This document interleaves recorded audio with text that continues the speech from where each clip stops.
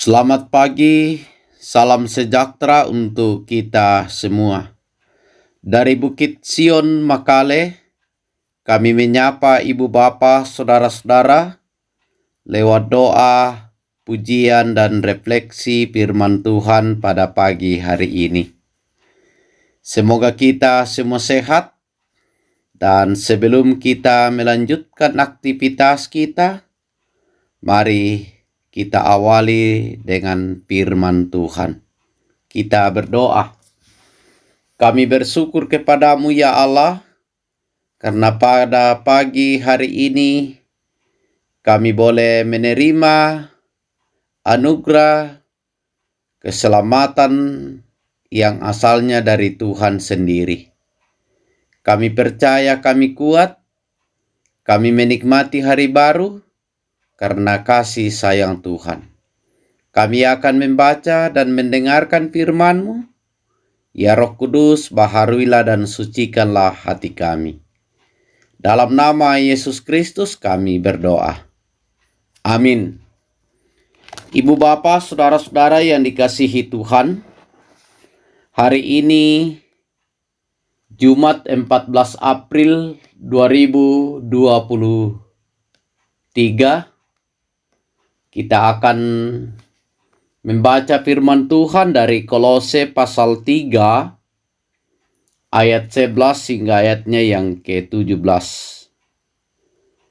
Dalam hal ini tiada lagi orang Yunani dan orang Yahudi, orang bersunat atau orang tak bersunat, orang barbar atau orang Skit, budak atau orang merdeka.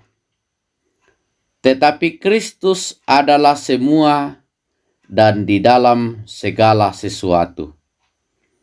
Karena itu, sebagai orang-orang pilihan Allah yang dikuduskan dan dikasihinya, kenakanlah belas kasihan, kemurahan, kerendahan hati, kelemah lembutan, dan kesabaran. Sabarlah kamu seorang terhadap yang lain, dan ampunilah seorang akan yang lain, apabila yang seorang menaruh dendam terhadap yang lain. Sama seperti Tuhan telah mengampuni kamu, kamu perbuat jugalah demikian. Dan di atas semuanya itu, kenakanlah kasih sebagai pengikat yang mempersatukan dan menyempurnakan. Hendaklah damai sejahtera Kristus memerintah dalam hatimu, karena untuk itulah kamu telah dipanggil menjadi satu tubuh, dan bersyukurlah.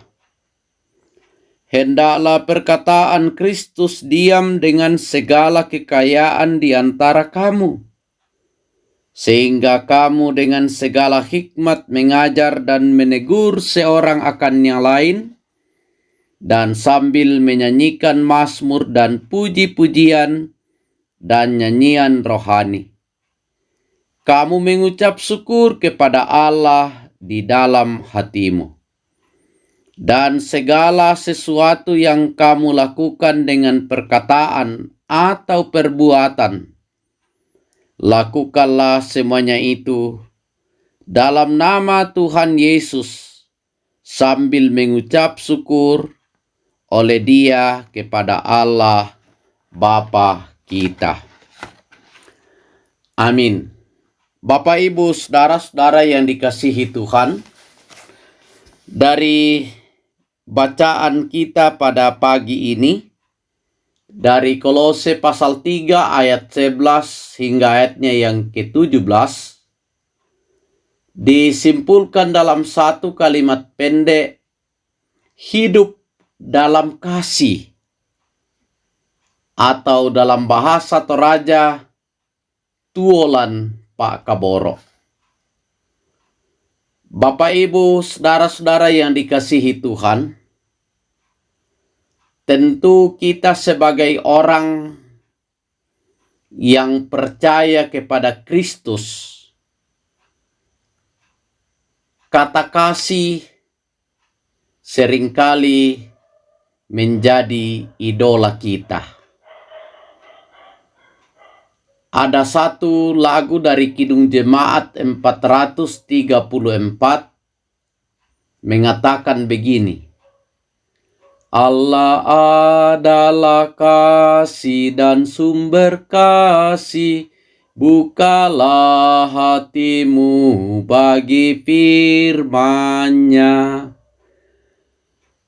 Lagu ini menjawab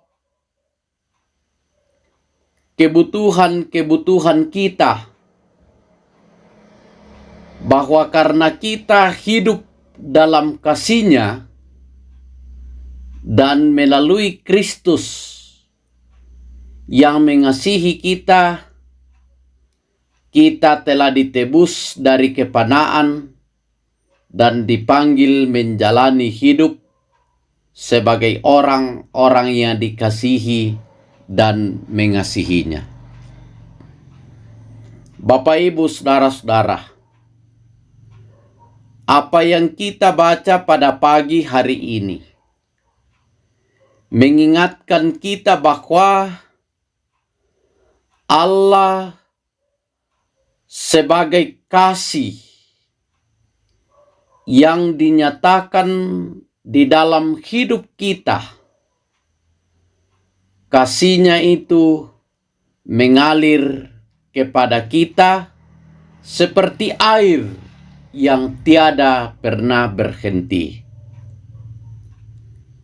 Karena itu, setiap orang yang merasa dikasihi oleh Allah,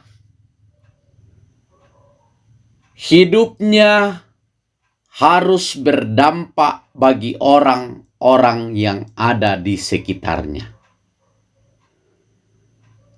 Orang yang hidup dalam kasih Allah senantiasa mengenakan belas kasih, kemurahan, kerendahan hati, kelemah lembutan, dan kesabaran. Jika kasih Tuhan yang sudah kita peroleh berbuahkan pengampunan, maka kita pun juga wajib untuk saling mengampuni. Banyak orang suka berbicara tentang pengampunan, tetapi kadangkala sulit untuk mempraktekkannya. Di tengah kepelbagaian dalam persekutuan, kasih dari Allah kiranya menjadi pengikat yang kokoh. Mengapa dikatakan pengikat yang kokoh?